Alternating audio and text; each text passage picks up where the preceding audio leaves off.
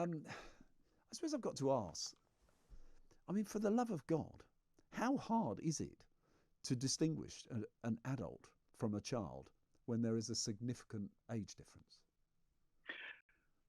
It isn't that difficult.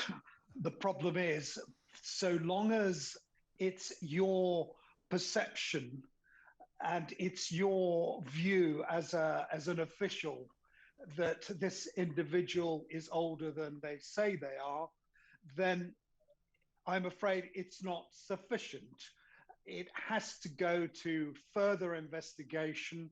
Something called the Merton test is applied, whereby social workers will talk to individuals, they will talk to their friends, they will make investigations, and then determine, and their word is final as to whether or not the person concerned is 18 or over. Until that additional evidence is provided, then I'm afraid the law or the instructions from the Home Office at the moment are that we should accept the individuals as children.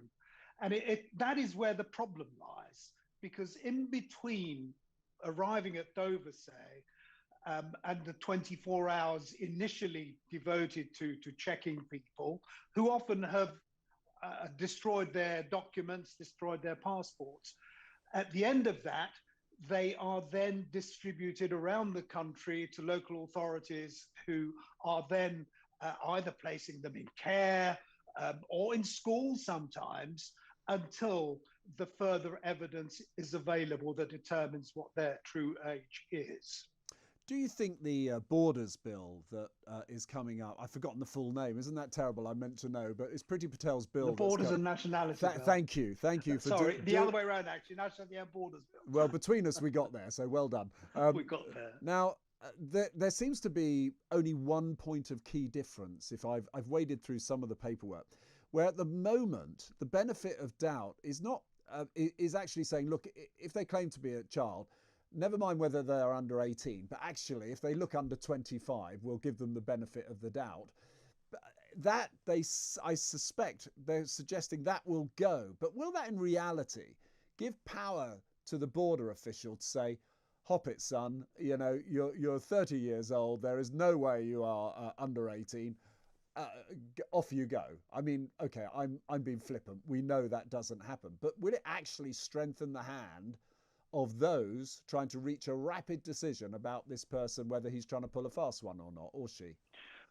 I'm not sure that it will actually. At the moment, the bill was, when it was first proposed, the idea was that primary legislation would make it clearer as to who and the age at which the cut-off line would be. That has been abandoned now because of a High Court, in fact, a Supreme Court decision, whereby the Supreme Court accepted that if two senior officials were saying that the individual is over 18 and that was sufficient. So the government said, okay, given that we have this precedent, we don't have to include it in primary legislation. Well, yes and no.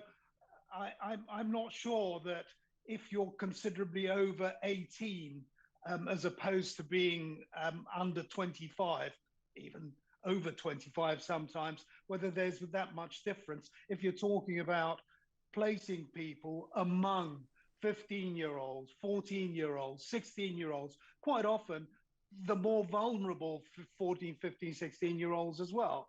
So I would say that individuals who arrive and are 18, 19, 20, they are quite often much more developed, much more mature, if you like, hardened individuals than some of our 14, 15-year-olds. I have a 15-year-old granddaughter, frankly, and I would be horrified if she were in the midst of people who were so much older than her. Yeah, absolutely. But in a way, a lot of this still comes back to the gangs who are organising this, because I don't necessarily believe that those who are coming over here and then claim asylum are necessarily well versed in what to do and say when they get here. I'm presuming that the gangs train them effectively. Someone's giving them all this information. So, I mean, for whatever we may feel about how this has been abused, I suppose we're coming back to the same problem. Traffickers are existing and they're getting away with it, aren't we?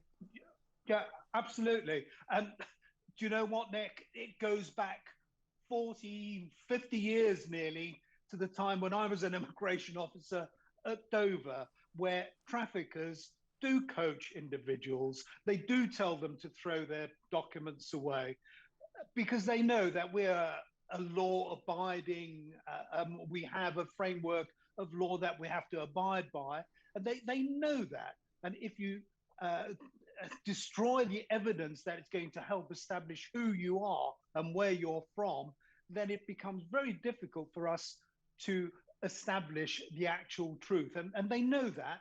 And indeed, they charge a lot of money for coaching people to come here in those circumstances without their documentation. And it is, if you claim you're a child, the fact is that you are given the benefit of the doubt, even when there is considerable doubt. And then it's that much easier also to be granted asylum. Just very, very briefly, one other question. I suppose we should take some comfort in the fact that we've got data that shows 2/3 of them were found out not to be telling the truth. In a nutshell, though, how long is it taking to find out who these scammers and these liars are? Well, it takes far too long sometimes, frankly. And while we're trying to find out, a lot of damage can be done. Bearing in mind that the Parsons Green bomber, he arrived in the back of a lorry and claimed to be a 16-year-old orphan. And it was the judge in that case who said he was quite satisfied that he lied about his age in order to be able to stay here. That's from the judge. Well, enough said. I mean, it's great to talk to you, but I'm still leave this interview as I do, knowing you know a lot about your stuff, but I'm wondering if actually this is ever going to change. I hope we don't have to talk again on the same subject, but I'm very grateful for you joining us. Alp Mehmet, of course, chairman of Migration Watch.